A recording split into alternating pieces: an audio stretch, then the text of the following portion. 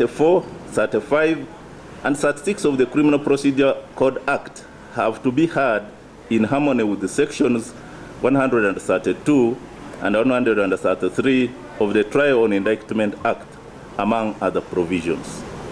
Section 132 of the Trial on Indictments Act is clear that it confers a right of appeal from a conviction and sentence by the High Court in the exercise of its original jurisdiction on a matter of law, or fact, or mixed law and fact. It also confers a right of appeal from sentence alone with leave of court, with the leave of the High Court, and unless the sentence is fixed by law.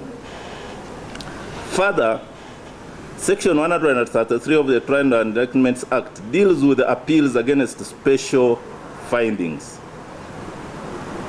We established that a special finding is a finding under Section 48, subsection 1 of the Trial and Indictments Act, where there is a finding of not guilty by reason of insanity of the convict by the High Court.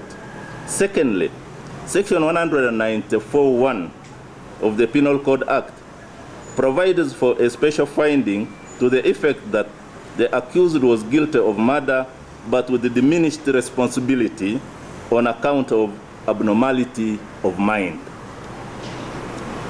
We considered other sections of the Trial and Indictments Act which confer a right of appeal, such as Section 125, subsection 3, which confers a right of appeal against an order of costs issued by the High Court, and thus is incompetent, and we accordingly strike it out with no order as to costs.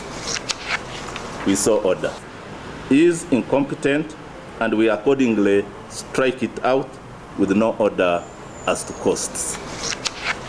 We saw order.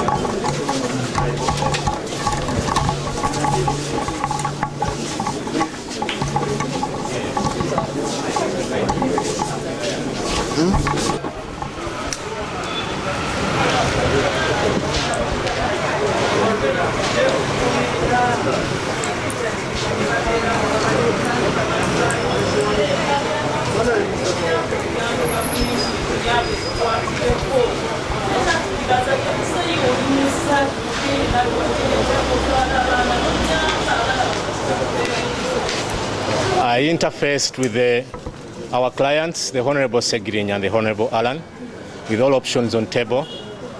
And it's our considered opinion that we are going to exhaust all measures within the law to ensure that the law serves its purpose, that the Constitution is given its rightful position as the grand norm and supreme law of the land. We've seen courts applying subsidiary laws and acts of parliament to supersede the right to liberty, which right is next to life itself. That's the right to liberty and the right to a fair and speedy trial.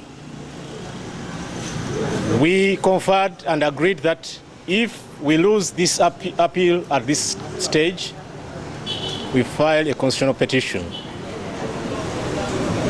to put the law in its rightful place.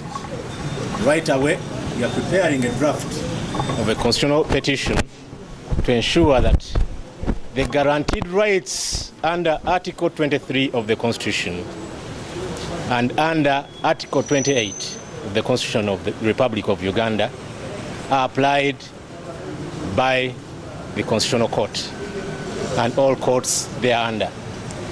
The implication of the decision today is that courts are actually permitted to indefinitely hold accused persons at the whims of the state.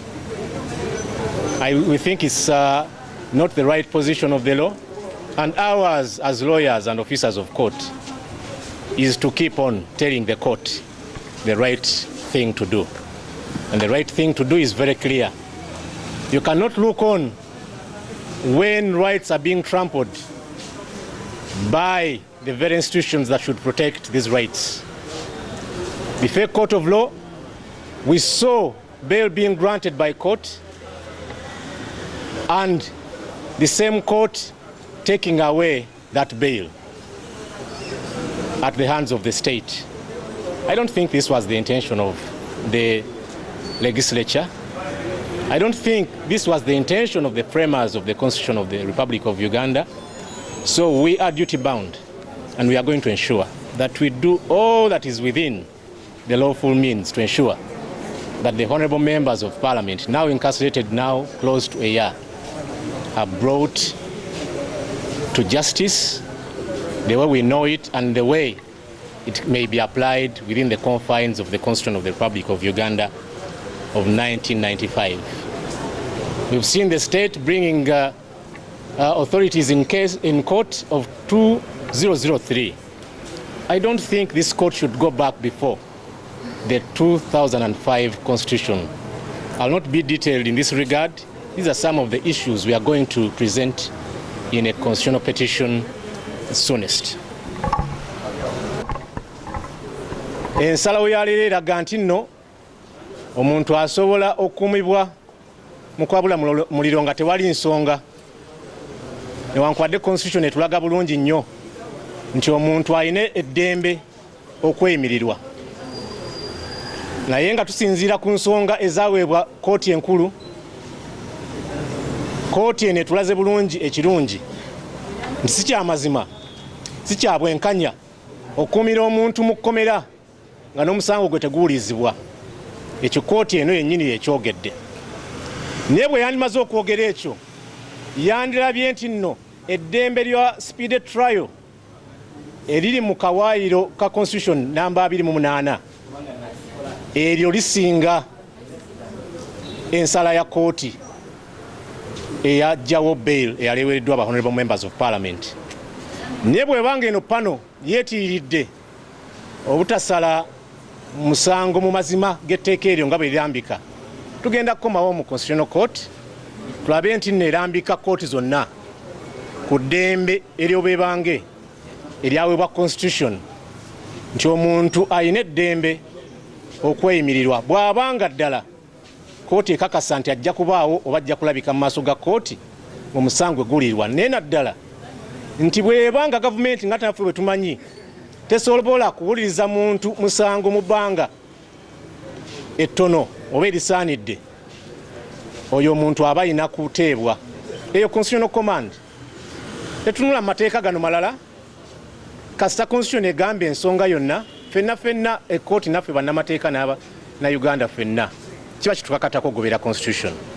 So tulowooza ensala ya kooti eyasazaamu bail, ensala ya kooti eno zonna ensala ezo tulowooza zituyobodde Constitution y'eggwanga lino, era tugenda kudda mu Constitutional Court okulaba nti ensonga eyo tugirambika bulungi, oba oli awo ekooti esingako kweno enaatuwuliriza ng'eyo Constitutional Court. Mu budde obutali bwawala tugenda kuba tuleeta constitutional petition eyo mu kooti eno. Maybe what I can add very quickly. You be in the middle. It is very unfortunate that our comrade leaders who have spent over 9 months under detention have yet again been forced by this court to spend their more time over technicalities. Uganda provides that substantive justice shall be administered without undue regard to technicalities. Unfortunately, what we see is that court has relied on technicalities.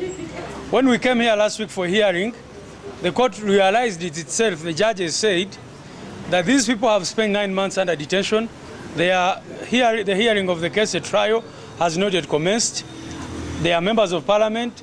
They are now not able to serve their constituents and all that. So we expected the court to really find a solution to this kind of problem that we see. As Council Muizi here said, this decision is extremely dangerous for all of you Ugandans out there.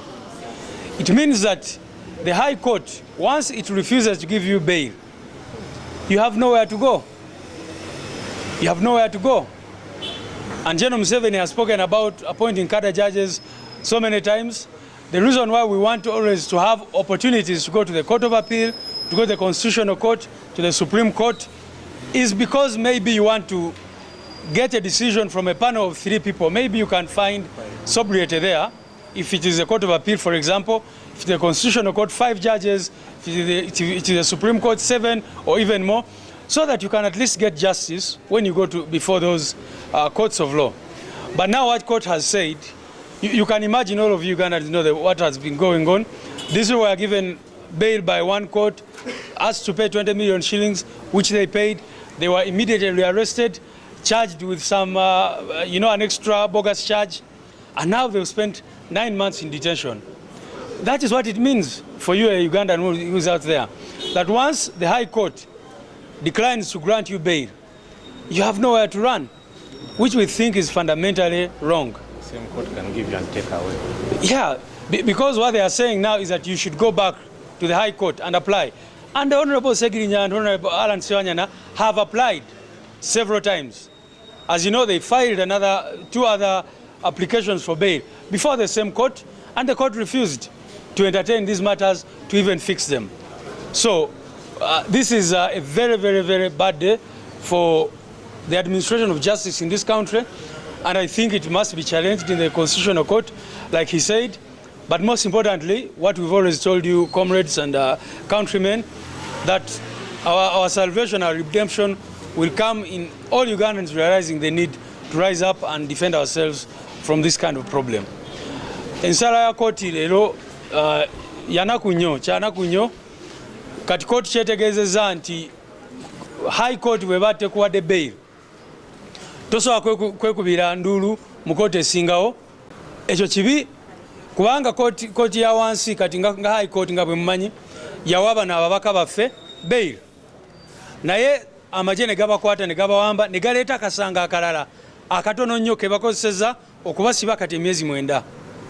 Ensala ya kooti eya leero etegeeza nti High Court bw'eba esazeewo nti tekuwadde bail, oba ogenda kusigala mu kkomera ebbanga lyonna.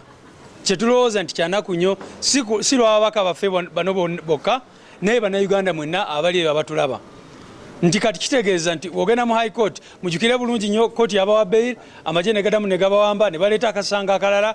Kati kitegeeza nti ne bwe baba nga baapulayingidde bail omulundi ogwokusatu, era baapulayinga kooti ya High Court oba kooti enkulu negaana okubawa hearing date emirundi 2. Kati abalamuzi bano abali wano simanyi kiki balowooza ku nsonga eyo, kubanga last week bagyogerako nabo ne beewuunya. Tubana abantu bamaze emyezi 9 mu kkomera, tebanabawozesa, teri bujulizi obuvuddeyo okulaga musango ki gwe baakola. Naye kati kooti ekulaga nti muddeyo mu kooti eyo yennyini High Court eba trying, nga bwe tumanyi trial eyinza okutwala omwaka mulamba, eyinza okutwala emyaka 2. So kyanaku nnyo nnyo, era bannayuganda nga bwe tutera obagamba kwebereramu kokka ye solution yaffe nga bannansi. Mwebale nnyo.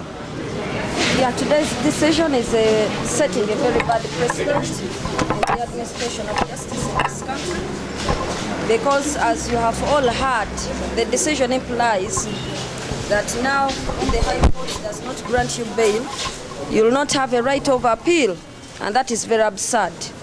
The very reason why we applied to have a review about the bail refusal in this Court of Appeal is that we wanted justice and we wanted to get a precedent which can be used by all Ugandans who have been denied bail in the High Court. But it is too bad that the Court of Appeal has decided today that if you are denied bail in the High Court, you have no right of appeal. It's really absurd. And that's why as lawyers, we are going to petition the Constitutional Court. Olunaku lwa leero ensalawo ya kooti ejjulirwamu mu butuufu mbi nnyo mu ntambuza y'emirimu egy'ebyamateeka oba mu kusiga eddamuzi olw'ensonga nti okusalawo okulemeza Honorable Ssegirinya Muhammad ne Honorable Ssewanyana emabega w'emitayimbwa abalamuzi babadde bategeeza nti buli munnayuganda yenna anaagenda ng'ow'omulamuzi omu mu High Court n'amumma bail tajjanga kuba na ddembe lyonna lyekubira nduulu eri balamuzi bano abasatu oba abataano okwemulugunya oba okutunula mu nsalawo eyo. Ekyo nno kya bulabe nnyo era tekiri ku babaka bokka naye kiri kuli munnayuganda gwali eyo.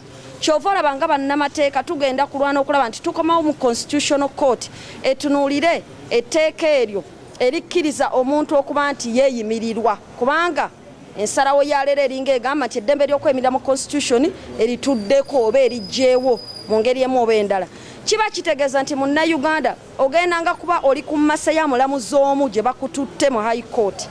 Ate mujjukira nti musango guno Honorable Ssegirinya Muhammad ne Honorable Ssewanyana twaddamu ne tubasabira bail mu maaso g'omulamuzi y'omu e Masaka ng'amaze okubamma n'agaana. Abalamuzi bonna ne badduka mu fayiro tereyagala jiwulya nayo yennyini yajiwulya n'agamba sigenda kuddamu ate mugenda kuŋŋamba biki bye mutaŋŋamba luli. Kwe kusalawo tuddukirewa wano mu kooti ejjulirwamu. N'olwekyo kya nnaku naye ffe tugamba nti tetugenda kupowa nga bannamateeka tugenda kukireeta Constitutional Court ekinterpreting tusobole okulaba nga tusetingira system ennungi bannayuganda bonna abalala abali eyo.